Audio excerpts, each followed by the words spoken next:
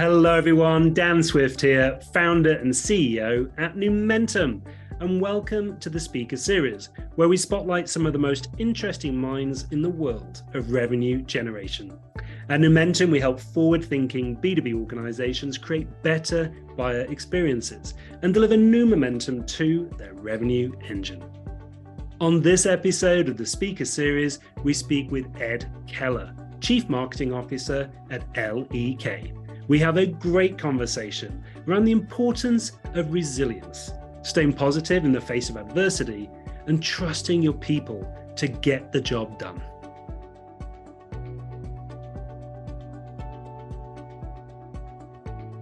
Let's start with what you're doing right now. You're the CMO at L.E.K. Consulting, and I know you're a partner in the Chicago office. So can you start by telling us a little bit about L.E.K. and how the firm differentiates itself from its competitors?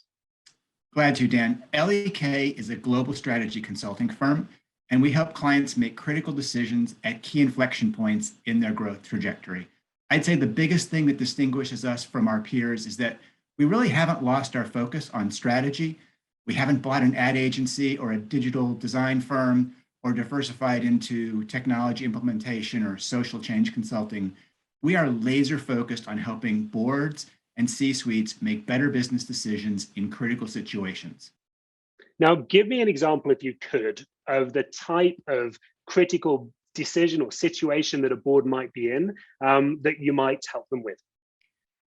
Sure, a couple of different examples. It could be a decision to acquire a new company, potentially a divestiture decision, or maybe a major decision to launch a new product, to enter a new continent, a new geography, or make a major shift in terms of their product portfolio. These are all decisions that companies run across all the time, but they're not sort of day-to-day run-of-the-mill things. They're one-offs. They all have unique sets of circumstances, and they often require outside expertise or at least an independent perspective to make a good decision.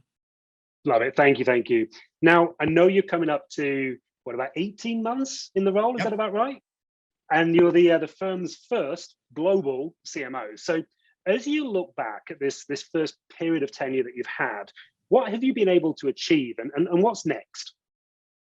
Well, it's an interesting question because if you think about the timing of when we're talking and work backwards, I started just after the beginning of the global pandemic. So it's been interesting because what we've been able to accomplish and what we've been focused on has been very abnormal, I guess I would say, or very unique given the period we've been in.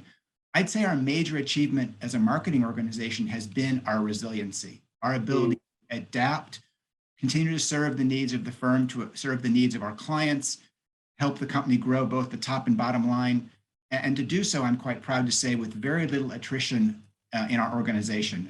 Yes, we've heard about the Great Resignation. We've been very fortunate in my organization to not have that issue. So I feel very good about what we've accomplished, but it's not what you would normally expected a marketer to do in their first 18 months. Going into 2022, when we think there's going to be a degree of normal, you'll see a lot of new go-to-market strategies and business building initiatives coming to market in 2022. So we're very excited about the future, but the accomplishments so far year to date, or my career to date here, have been really focused more on internal consensus building and building a team as opposed to focusing on the typical nuts and bolts of sales and marketing. Now, I want to bring you back to that because it has been, as you said, a very interesting time to try and cultivate the culture and the team and build that up. But I do want to talk a little bit about how we got to know each other. So we've known each other for about 2 years. We obviously introduced to each other through someone at LinkedIn. And we got to know each other when you were at Navigant and Guidehouse. So can you share with our listeners just a little bit about why did you bring Empire in to Navigant at the time? What was your thought process? So Dan, I'm going to correct you only a little bit in that since I've gone from Navigant for 2 years, you and I have actually known each other for closer to 4. Oh, wow. God, time flies. It's the last been 2 that years. long. But the reason I think we first got connected through some mutual connections at LinkedIn, because at Navigant, we were focused on new strategies to grow our top line. And as a marketer, I understand the power of social media to grow awareness, create perceptions, build connections and relationships. A lot of our senior leaders in our firm, and of course, being a professional services firm, we are led by a wide range of partners who are market-facing consultants. Our senior leaders either didn't understand the power of social media, or if they did, they just didn't know how to operationalize it. They need to be led and trained so that they could begin to capture some of the benefits of being identified on social media as a subject matter expert. And that's what we talked with you about doing. That's what you were able to do for us. What do you think, going a little bit deeper there, what do you think some of their almost like aha moments were once they realized what LinkedIn is and what it actually could do for them? Do you have one or two things that they gave you in terms of feedback that were those aha moments? Sure. I think a lot of people, especially people of a certain age, my age and up, think of LinkedIn primarily as a job-seeking tool still, which is where it was, 10 or 20 years ago. They don't see the power in terms of LinkedIn as a social media in general, as a publishing platform, as a way to distribute content, to communicate a point of view and demonstrate knowledge of a particular topic. And the topic can be as broad or as narrow and niche-y as you want it to be. There's an audience out there for it, and it's a targetable audience. And those are the things about, I think a lot of folks, who are in their 50s and up, don't understand social media. They might use it in a personal capacity, but they the business potential for it. And that's where we need to make strides. I remember working with you at the start of the program, and endeavoring to get all of the customer-facing people in the firm on brand, saying the right thing, on message. So when customers and potential customers looked at their profiles on LinkedIn, they were educated, right, on how Navigant and then Guidehouse at the time could help them achieve their business objectives. And I remember a lot of people saying, I didn't think of LinkedIn as that. I thought of it more as like you said, a place to get a job and not really to advertise myself, my brand, and my services. Does that resonate after 4 years? It surely does, and we're still in this process of education. In K, we're in the same position. Even though time moves forward, not all of our experts, let's just say, not all of them embrace change and innovation at the same pace. And so it's an ongoing process to help people understand how technology and how social platforms in general, or in specific, really can be part of the sales process. I think lots of people think of sales as being face-to-face meetings, as being dialing for dollars, as that sort of the old-fashioned things. And when you've got someone who's been a partner at a consulting firm for 30 years, they remember what got them to partner and the techniques that worked well 20 years ago, and they're pretty wedded to them. And it's quite a difficult process to make them understand that there are new and better ways to be successful in 2021 or 2022 as we about to turn the page. And shifting them from the things that they've always done and always known is really, it's a big ask. Mm-hmm. Well, I think they did a phenomenal job, and it's a testament for you all to see the opportunity that a channel like LinkedIn provides, and then execute against it. So again, thank you for that opportunity.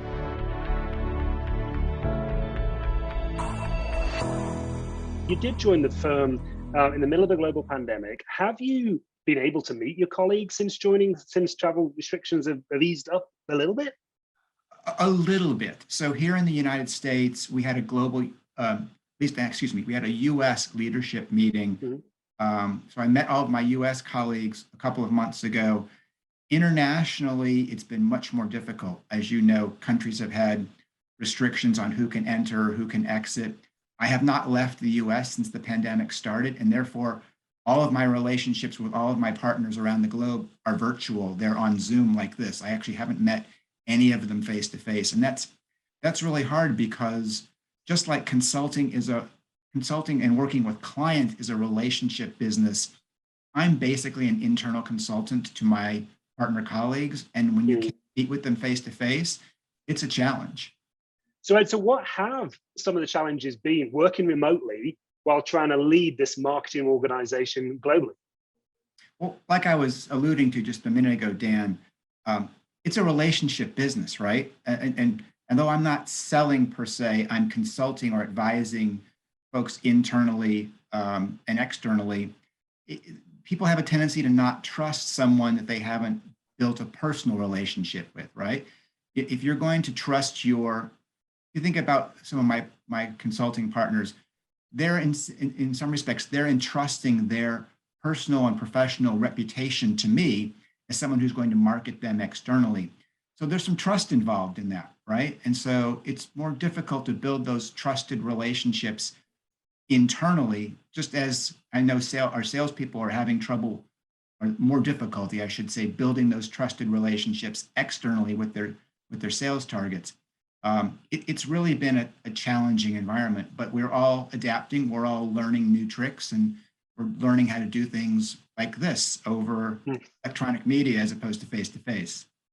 I was going to say, because a lot of people listening to this, what you just said is going to resonate so much. A lot of people have moved organizations within the last couple of years, haven't met their colleagues, and are genuinely trying to build those relationships that ordinarily might have built at the water cooler or at sales kickoffs or company events, whatever it might be. So how have you done it, like tactically? Have you identified the key people within the organization, your peers, and then had regular cadences, one-on-ones? Like what have you done? I mean, I think those are all tactics, right? We're all learning, adapting, and doing all those things. So regular touch points, whether it be a Zoom or a call, where possible, you literally just look for every opportunity to have face-to-face interactions. Like I decided to go into the office at least one day a week, sometimes 2 days a week. Sometimes there's almost nobody there, but sometimes there's the opportunity for that chance encounter with someone that you haven't seen for a few months. Those are incredibly valuable. They do require an investment of time, right? And sometimes they're not going to pay dividends immediately, but I find that we've been so much more productive in this virtual environment. It's you actually feel like you're getting more done because we are in front of your computer longer in the morning and longer in the evening when you're not commuting. But I just can't. I keep telling myself and my colleagues that you cannot overestimate the value of those face-to-face personal interactions. I think we all have to work at keeping those connections intact. Yeah, I think a lot of the people we speak with every day, and on the particularly on the sales side, they're very much looking forward to 2022 and getting together for sales kickoffs and company events and whatever it might be, just to see each other. But fingers crossed, the world does open up in the way they're all hoping, right?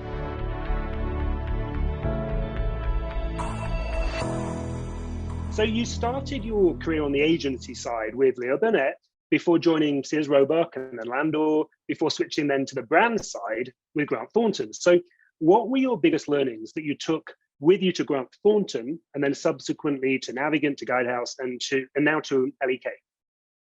Great question. It's something that I do talk about quite frequently. I'm very unique, I find, in the professional services B2B world in having that long consumer marketing background. Not too many of my marketing colleagues have that consumer background. I spent almost 10 years working with Procter & Gamble as a client, so I'm very well steeped in sort of those P&G packaged goods mentalities. And it's so fundamental. When you're in the consumer world, you're incredibly focused on being customer driven. What does the customer want? What does the customer need?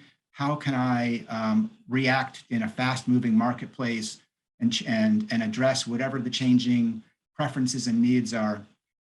What's amazing is how infrequently sometimes in the B2B or especially in the professional services world, how infrequently we actually talk about the customer.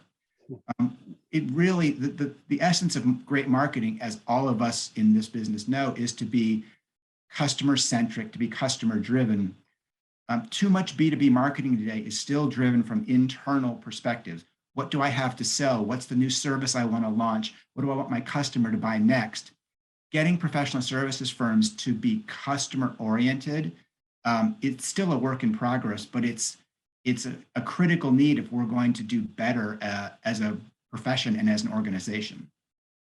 So staying on this a little bit, but I want to take you back even further. So not dating you at all here, but you've more than 30 years experience in branding and marketing.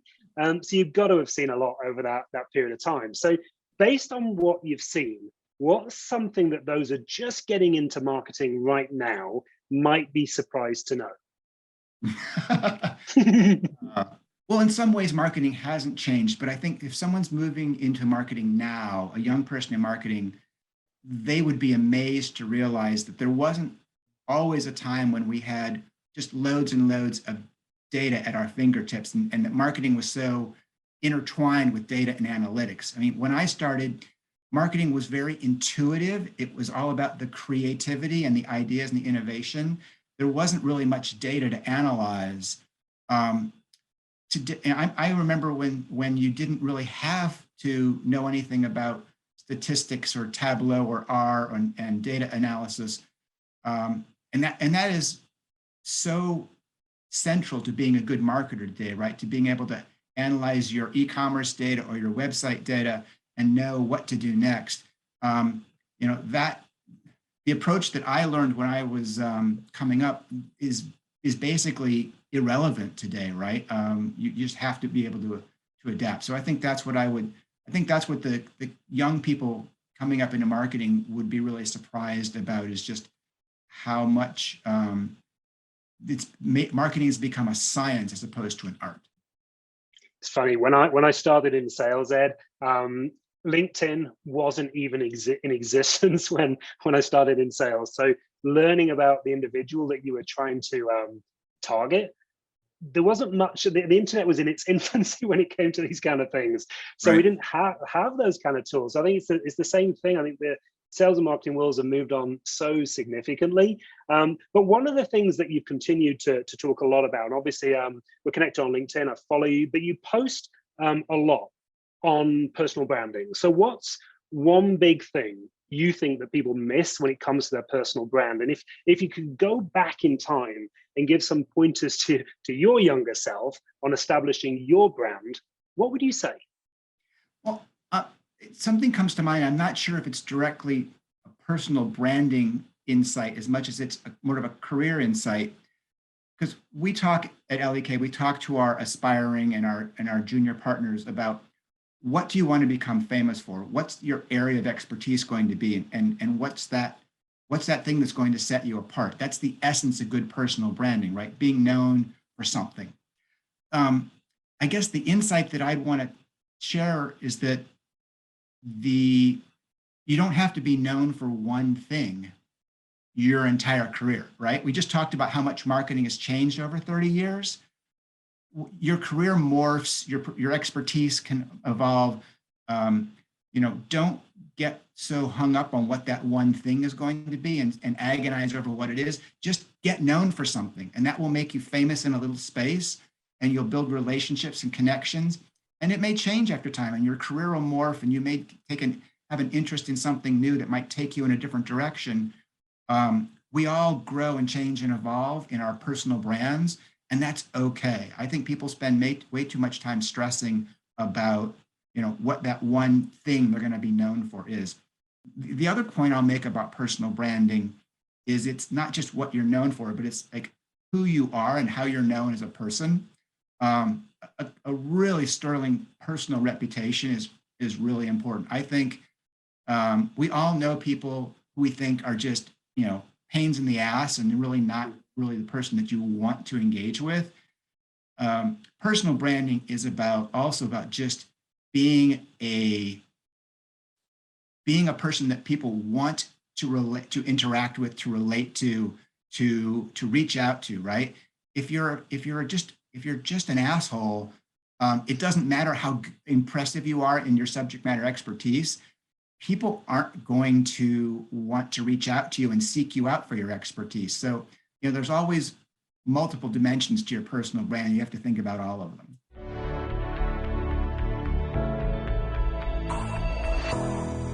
Now, I do want to pick your brain a little bit on a topic that we talk a lot about internally at Empire, and it's this much discussed topic of sales and marketing alignment and how we can get these two critical business areas working more fluidly together. So what's your take on sales marketing alignment? The same as it was 30 years ago. It's a work in progress, right? And it probably always will be. I have great respect for my sales colleagues. They have a really challenging, difficult job. And there's a reason I'm not in sales, is because I know that I would not be successful in it. I'm just not cut out for it. So I have great respect for my sales colleagues. The problem is we have different goals and objectives, right? We both want to help the organization thrive, but our means to personal success and personal satisfaction, and sometimes the incentives aren't always aligned between sales and marketing. So, organizations have a real struggle in trying to create that alignment that will create, the synergy. But it's a work in progress, and I fear that it always will be. I will ask you again in another 2 or 3 years, or maybe even 4 years. How's that? But, Perfect. Now, you've had 3 CMO roles, and I'm interested in leadership. So I want to ask you a little bit about your leadership style. How would you describe it? And then, do you feel as though it has developed over time? I think it has, and I think everything improves with practice and experience. So I think I've matured, and I think my leadership style has grown and matured as well. But it all starts with thinking about when I was a younger person, maybe a middle manager or a junior person, how I wanted to be treated and the kinds of things that allowed me to feel empowered and thriving and to thrive and to actually want to work harder, right? What are those things that really incentivized me? As a result, I would describe my leadership style as basically establish a clear vision, hire great people who can make that vision a reality, and then get out of the way and trust them to do their jobs well. Once you know what a team member is capable of and you feel confident that they can handle a project, just let them do it. Challenge them sometimes, stretch them, course correct as needed, but don't micromanage good people. I never wanted to be micromanaged by my manager, and I certainly don't want to be that person to my team. So I love that, and that will be music to so many people's ears listening to this. Almost like, trust me to do my job. But why do people enjoy working for you? You talk a lot about inherently trusting people. So tell me more about that. Where does that come from? I don't know where it comes from, Dan, but I have a saying that I always use in my teams. I tell my teams, assume positive intent. Somebody pisses you off.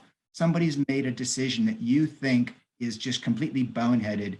Well, think about it from that other person's perspective. Why did they do that? Because generally, I honestly believe that most people want to do the right thing for the right reasons the majority of the time. When something breaks down or pisses you off, what was the intention? Maybe it didn't work out as intended, but what was the intention, and then what went wrong? Don't immediately blame somebody or assume that they're trying to undermine you or undercut your marketing program. I know in today's really divisive environment, that's probably not a popular or a common point of view, but I really believe that assuming that people have the right intentions and the best of intentions in terms of how it's going to turn out is really a recipe for having teams that are high performing and actually, want to work in your organization.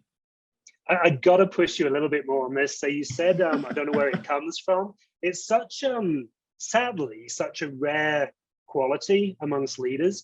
Do you know where it comes from? Do you know where it stems from? Because it's not something that necessarily comes naturally to people. Plus, you've got this working from home world that we're all living in now, where we kind of have to trust people to be doing it. But where does it come from? Do you have any sense? I mean, I guess I'll credit my parents and my upbringing, right? I don't really have a good answer for that. It's funny, Dan. Once you kind of get that mindset and you sort of come around that perspective, now as technology has evolved, I can go on my computer, I can go on Microsoft Teams anytime, day or night, and see who on my team is logged in, who's got a green light, a yellow light, a red light. I can see how many hours a day people are working. But honestly, I don't need to. I mean, you can just tell intuitively who's getting their work done, who's bringing forward new ideas, whose projects are moving forward in the marketplace, and whose projects are stymied because they can't get something approved, or they can't reach a consensus with somebody in legal or HR or sales. It's not hard to tell who's effective and who's not, and it's not a measurement of how many your hours you're at your computer. So ultimately, that all just comes down to trusting people to set them up for success, right? Know what they're good at and set them up. Don't give them there's always exceptions to what I'm about to say, but give people things that you think they can achieve and do well. Don't set them up for failure. But then once you think you've set them up for success, just feel confident that they're going to deliver.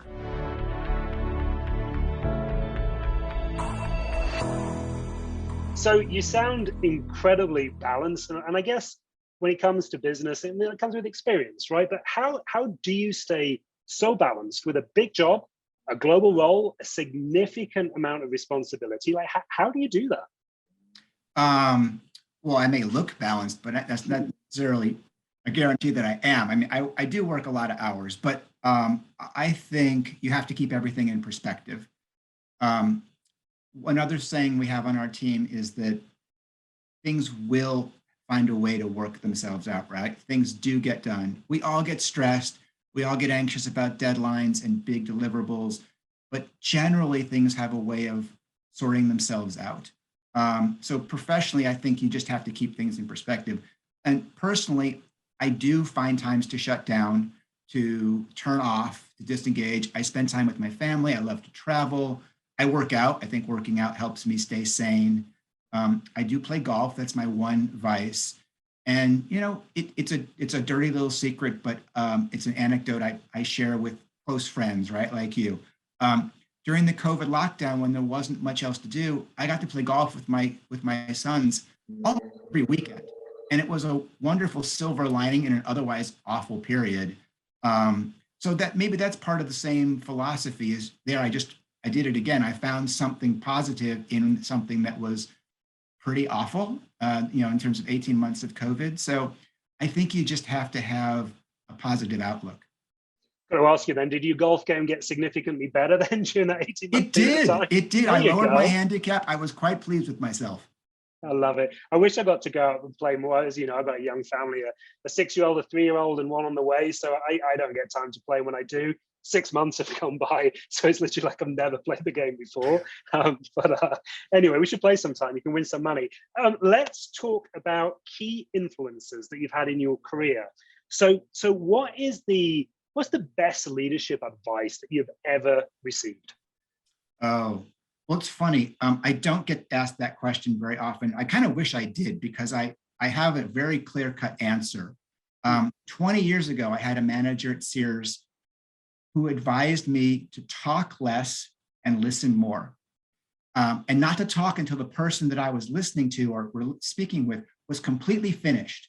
Avoid cutting them off, avoid interjecting, make sure they were completely finished and I'd heard everything they had to say. And for my younger self, that was really difficult advice, because I wanted to interject. I wanted to show that I was in agreement. I wanted to build and add on and add my point of view and show how much I knew. And he counseled me, just wait, just stop.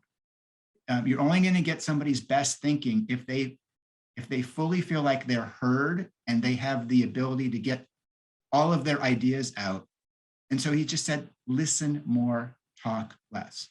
And listening well has sometimes been really hard for me, because you can see I like to talk, but I still remember that and I practice that advice. And I'm finding still today that it's really important.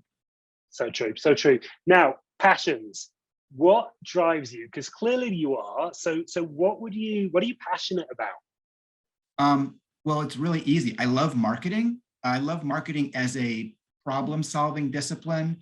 To me, marketing is, one part psychology, one part creativity. I love to problem solve, and for people, I love to help others achieve their goals through sales and marketing. And in professional services, as we've talked about a couple of times, it's really relationship driven. So it's a people business. And so those things, I think really, those still drive me 30 plus years into my career. Those ideas of helping others, problem solving, being creative. Those are things that make this career fun. So we've talked about it. You're a balanced executive, an incredible business leader, but there's got to be frustrations, right? So what's a non-starter for you? Is there one thing that just frustrates you about business, life, people? What is it? Oh, it's people who have closed minds.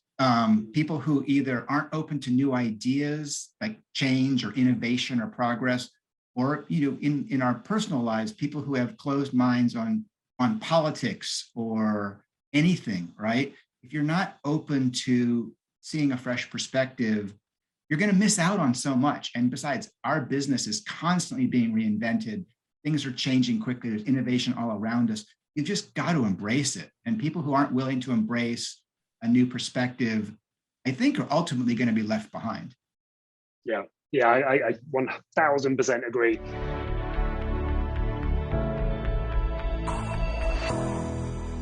All right, my friend. Well, with the time we have left, I would like to do a quick fire round with you. Are you up for it? Sure, hit me. All right. So a couple of questions for you. Say whatever springs to mind. I might push you on a few of them, or we might just take your answer and move to the next one. Let's see what happens. So first question.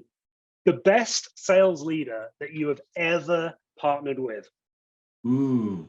Well, I hope he actually hears this, or maybe I'll have to make sure he hears this. Scott Paxosa, now at Ankara Consulting, formerly a colleague of mine at Navigant, best sales leader. He actually wrote a book about selling. He's a real pro. Fantastic. Morning lark or night owl? Oh, definitely a night owl, and please no meetings before 8 a.m. Good to know. This is a random one. Last Halloween costume? Well, I didn't dress up this year because we stayed home, but my most recent costume was 80s hairband rocker with, the wig, the platform shoes, and electric guitar. Definitely about as far removed from my typical look as you could get. That's made me chuckle. All right. Favorite city in the world, or city, country that you most like to visit, or both? Favorite city in the world, London, easy. Favorite city of the country to visit, Africa, Tanzania, Kenya are on my bucket list. Love it. All right, let's talk coffee. How many cups of coffee a day? 0. I'm a diehard tea drinker. London tea. All right, let's keep going. Favorite manager ever, and why? Favorite manager, Julie Howard, CEO at Navigant, because she actually embodied a lot of things that I'm trying to emulate as a manager. A lot of things we talked about, right? She let me do my job and supported me when I tried to bring innovation to the firm. Love it. And then the last one I've got for you, what would you tell your younger self? Relax. It's not quite all the way to like, don't worry, be happy, because you can't really be that relaxed, but relax, it'll all work out, work hard, but don't take yourself or the work so seriously, it'll all work out.